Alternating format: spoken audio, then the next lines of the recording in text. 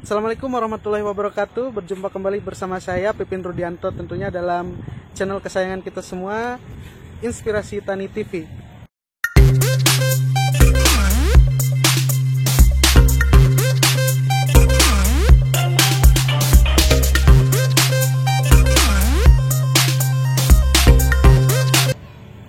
Baik teman-teman, saya sedang berada di Pucuk Jugul ya, di Jahim, tepatnya di Desa Manigis, Kecamatan Cingambul. Tempatnya sangat recommended nih buat wisata keluarga, buat tempat nongkrong sama teman-teman ataupun mengajak pasangannya ya, ataupun sekedar ngobrol bersama rekan kerja. Ada juga kafe di sini, asik banget buat ngopi. Di sini tersedia kopi khas Jahim ya, bagi yang teman-teman yang belum merasakan bisa mencoba di sini. Juga ada tempat spot-spot foto bagus banget. Silahkan, pokoknya tempatnya recommended banget bagi teman-teman yang lewat ke Cingambul atau Cikijing ya, bisa mampir dulu ke sini di Pucuk Jugul Jahim. Kita terus dukung potensi wisata di daerah kita masing-masing ya. Baik teman-teman, kesempatan kali ini kita akan coba belajar menjelaskan tentang prinsip PHT ya. Ada 4 prinsip PHT ya, kita akan coba jelaskan pada kesempatan kali ini. Tapi sebelum itu jangan lupa ya untuk mendukung channel ini agar terus berkembang. Mohon dukungannya untuk subscribe, like, share, dan juga komen di bawah ya. Juga aktifkan tombol loncengnya supaya video-video terbaru yang saya upload nanti bisa langsung dilihat oleh teman-teman ya. Jangan lupa tonton sampai selesai. Kayaknya saya harus pindah ke sana ya, ke tempat yang lebih tinggi. Kayaknya di atas lebih enak ya suasananya. Baik.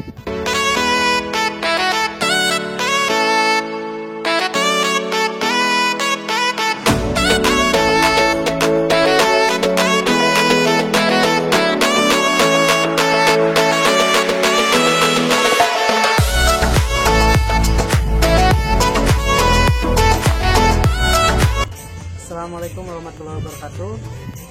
Baik, saya sudah berada di atas nih. Pemandangannya view-nya indah banget. Teman-teman sekalian, tadi saya sudah janji ya untuk menjelaskan apa itu 4 prinsip PHT ya. Apa itu PHT? PHT itu adalah cara berpikir dalam hal pengendalian organisme pengganggu tumbuhan ataupun hama dan penyakit melalui pendekatan ekosistem gitu ya. Tentunya untuk mengelola populasi ataupun populasi hama penyakit, tentunya dengan menggunakan teknik-teknik pengendalian tertentu ya. Jadi intinya prinsip PHT adalah pengendalian yang dilakukan atau pendekatannya itu ke ekologi gitu ya, ekosistem. Jadi memang dalam prinsip PHT ini harus, titik pentingnya adalah harus memperhatikan ekologi ataupun ekosistem yang terjadi di alam. Jadi jangan sampai merusak ekosistem tersebut. Nah, bagaimana dengan cara penggunaan pestisida kimia? Nah, ini nanti akan dibahas gitu ya. Apakah perlu menggunakan pestisida kimia? Apakah itu hanya alternatif gitu ya? Dan mari kita bedah apa itu prinsip-prinsip PHT. Prinsip PHT itu ada 4 teman-teman. Yang pertama adalah budidaya tanaman sehat. Nah, kenapa budidaya ini menjadi hal yang pertama, hal yang terpenting dalam pengendalian hama penyakit ya? Karena dengan teknik budidaya yang benar, dengan cara-cara budidaya yang sehat, itu menjadikan tanaman itu lebih kebal. Di dalam istilah manusia pun kan ada istilahnya mens sana in corpore sano ya. Dalam tubuh yang sehat terdapat jiwa yang kuat. Nah, begitupun dengan tanaman gitu. Ketika tanamannya sehat, otomatis hama penyakit yang menyerang itu tidak akan ada artinya gitu ya. Artinya ketika ada penyakit atau hama yang menyerang, mereka cenderung akan lebih kebal gitu ya terhadap serangan hama penyakit tersebut. Ataupun ketika memang terkena serangan daripada hama dan penyakit, itu akan cepat penyembuhannya gitu. Makanya penting sekali untuk kita memperhatikan bagaimana tanaman kita agar lebih sehat dulu gitu ya, sebelum kita berpikir kepada bagaimana nanti ketika ada terjadi serangan gitu ya. Ini adalah tindakan preemptif. Nah, makanya dalam budidaya tanaman sehat itu harus diperhatikan juga ya pemilihan varietas.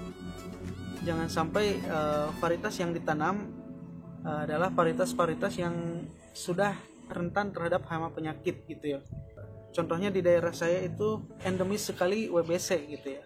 Maka jangan sekali-kali menanam varietas yang memang disukai oleh WBC gitu ya. Tanamlah varietas-varietas yang tahan terhadap serangan WBC gitu ya. Yang kedua, dari segi pemupukan juga itu harus berimbang gitu ya. Jangan sampai kita kelebihan pupuk gitu ya. Karena apa? Karena itu juga pengaruh terhadap vigoritas atau kekuatan daripada tanaman tersebut. Ketika contohnya terlalu banyak N, itu akan lebih mudah sekali tersenang yang namanya penyakit BLAST atau BLB gitu ya. Jadi ketika ada tanaman yang terserang BLAST atau BLB itu unsur N-nya tinggi gitu ya di sana.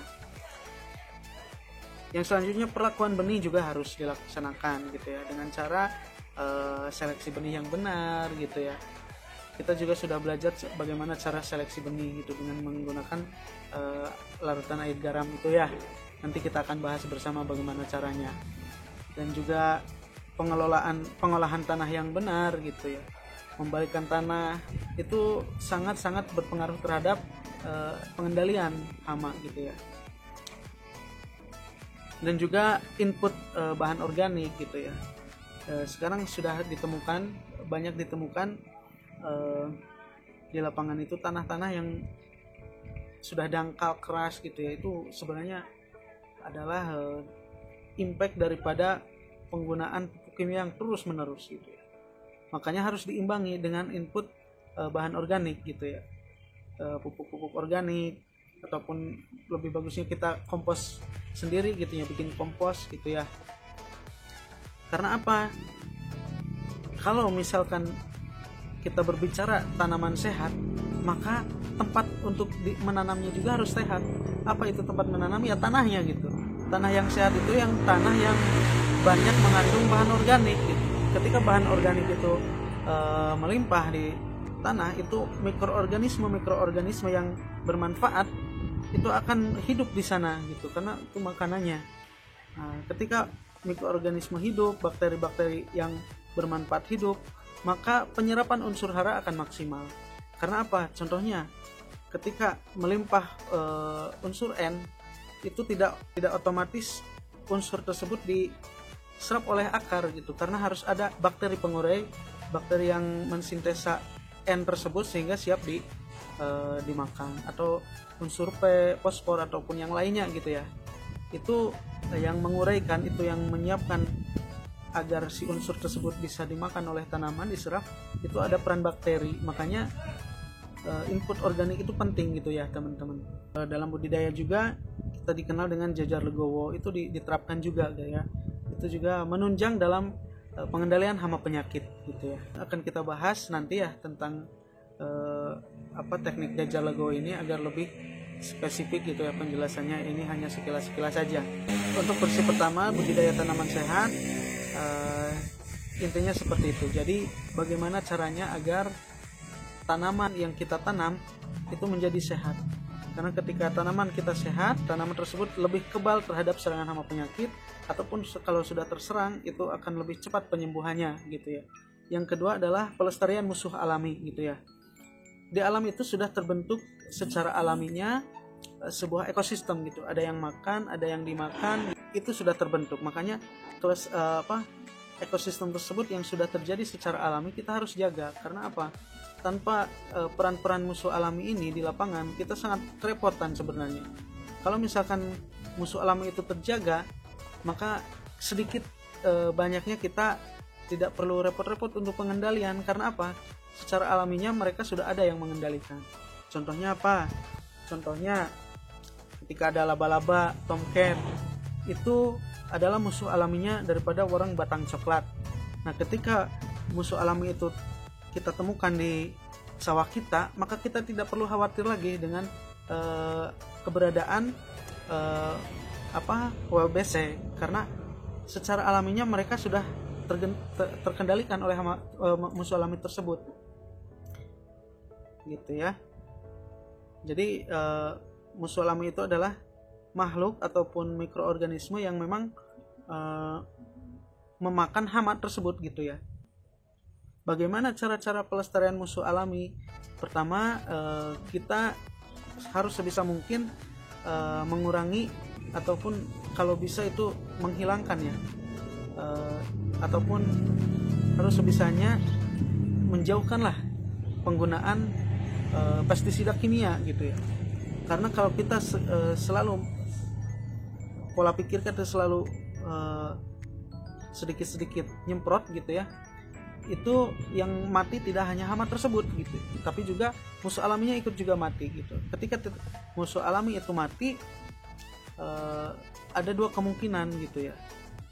Bisa terjadi eksplosi hama, contohnya wareng, karena sudah tidak ada musuh alaminya, mereka cepat berkembang, gitu ya. Kalau memang ada di sana ada musuh alami, maka secara alami sudah ada pengendalian di sana. Juga di cara-cara pelestarian musuh alami yang lainnya, kita sediakan mikrohabitat untuk tempat hidup musuh alami, yaitu apa? Yang dikenal dengan refugia itu ya. Kita sudah belajar juga apa itu refugia ya. Nanti teman-teman bisa juga buka ya channel Inspirasi Tani TV yang menjelaskan tentang refugia ya. Ya, sekilas refugia itu adalah tanaman yang sengaja kita tanam di sekitaran sawah, gitu ya. Bisa itu bunga-bungaan, bisa itu tanaman lain seperti kedelai atau apa ya, yang ditanam di sekitaran pesawahan, yang gunanya adalah untuk tempat singgah ataupun mikrohabitat untuk musuh alami. Jadi ketika tidak ada tanaman, otomatis hama pun tidak ada. Nah, si musuh alaminya kemana perginya? Itu mereka perginya itu ke refugia tersebut, hidup sementara di sana. Ketika sudah ada tanaman lagi, mereka akan kembali ke lahan untuk mencari hama-hama, gitu ya, untuk mencari mangsanya, yaitu hama. Nah, yang selanjutnya adalah pengamatan intensif atau pengamatan rutin. Kenapa pengamatan ini menjadi prinsip dalam pengendalian dan prinsip pengendalian secara PHT, gitu ya? Karena melalui pengamatan inilah kita bisa mengetahui populasi hamanya berapa, tingkat serangannya ataupun intensitasnya berapa, gitu kan ya. Terus yang selanjutnya populasi musuh alaminya berapa, sehingga kita bisa memperhitungkan apakah ini harus dikendalikan segera, apakah ini harus diambil tindakan dengan pestisida kimia, ataukah memang cukup dengan aplikasi pestisida hayati ataupun pestisida nabati ya. Nah, itu semuanya berdasarkan hasil pengamatan kita, gitu ya. Nanti juga kita akan bahas seperti apa pengamatan yang dilakukan, gitu ya. Cara-cara penghitungannya seperti apa, kita akan bahas kemudian, gitu. Yang intinya pengamatan ini penting, gitu ya, untuk kita menentukan bagaimana tindakan kita selanjutnya, gitu ya. Jadi tindakan kita itu bukan berdasarkan contohnya kan para petani masih banyak gitu di kita penyemprotannya itu berdasarkan kalender, gitu ya. Setiap minggu keberapa harus nyemprot, gitu, tanpa kita melakukan pengamatan terlebih dahulu. Ataupun banyak kasus yang kita temukan di lapangan seperti wah, yang lain udah nyemprot nih, kita juga nyemprot gitu kan. Itu tidak berdasar sebenarnya ya.